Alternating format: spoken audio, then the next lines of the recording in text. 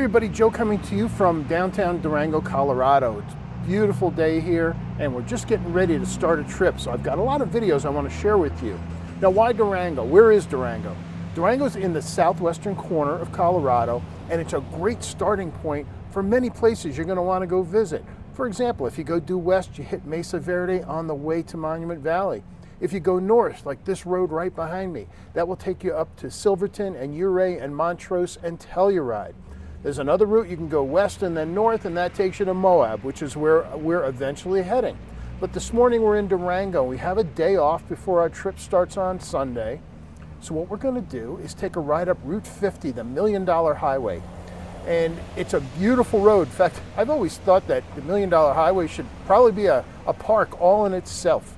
It's an amazing ride, amazing scenery.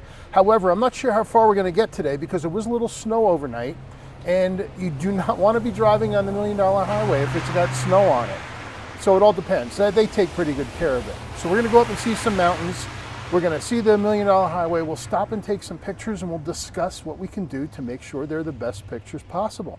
So, but first, Diane's back there, and she's got my coffee cup.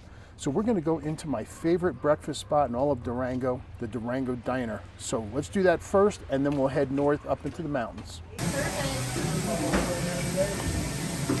Good morning, and welcome to Monday Morning Coffee from the Durango Diner in Durango, Colorado. There we go. Oh my god, the ice cream chili smells.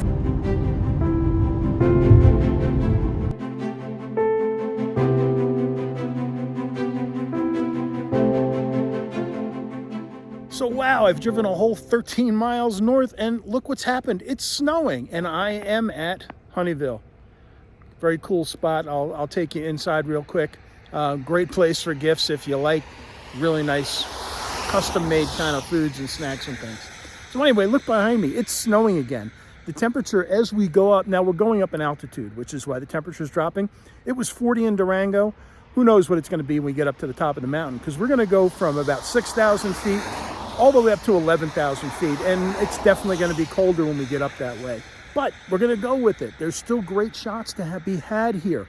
And what do you want to think about differently? Well, there's obviously a lot less detail in the landscape. So I'm thinking maybe a long lens and zoom in on some of the details on the mountain, or go the other way, and I'm going to go wide and see if I can find something interesting. I don't know, a little plant, a rock formation, what have you, right up close, and then use the background just as that as a background. So anyway, we're at Honeyville. Let's take advantage of it. Let's go inside.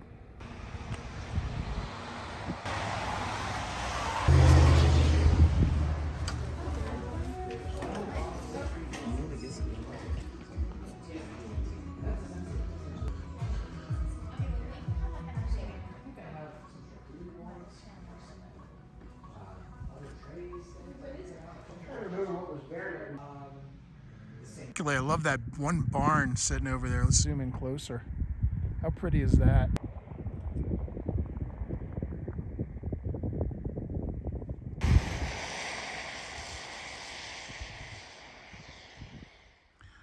All right, so I like this mountain scene here. How can we make a photograph of this? Where do we put the snow? Where do we put the tree?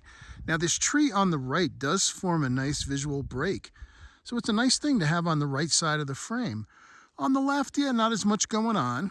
As we come a little further down, you can see that there's some blue sky trying to pop through, but I think the shot here is this mountain. So let's take a couple of shots. So the question for a frame like this is, well, how close do you want to get? Because right now, this tree on the right is kind of overpowering. Let's zoom in a little bit. And as we zoom in, now the mountain, even though it's still covered in snow, it's snowing up on that mountain right now, it becomes a little bit more dominant in the scene. And let's see, how would we move? How about if we do something, maybe like that?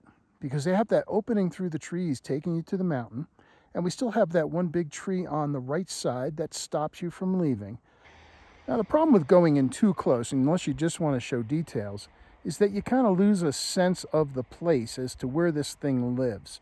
So I think maybe backing off a little bit, something like that, is going to be a better photograph. So I'm going to stop shooting video. Let's take some shots.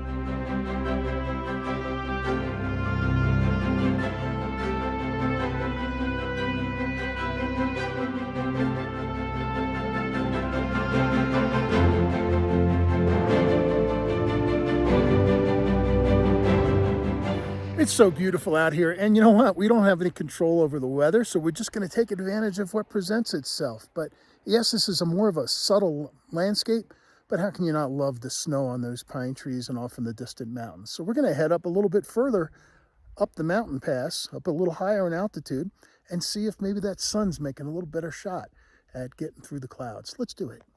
So we've made it at least as tall as Coal Bank Pass. We're at 10,640 feet. But as you can see around, the road's starting to get covered and it's getting a little icy. It's about 28 degrees. It is snowing. Yeah, the blue sky's trying to come through. But I have been on this road before in a storm, and this is not a road you want to continue up when it starts to get icy. It's downright scary. So we're going to play it safe. We're going to stop here from now. Maybe get a couple more shots. But we're going to head back down towards Durango and maybe take a different direction, or maybe call it a day. But it's still beautiful being out here. It's a very subtle kind of photography, but the trees covered with the snow are really quite beautiful. So get out and enjoy it. And remember, Durango is a great starting point. You can go so many places. And when we go west from here, there's not going to be any snow because as you go down in elevation, it gets warmer. That's what's really cool about this. Snow one day, the desert the next. So give it a try. Come visit here. It is a stunningly beautiful place.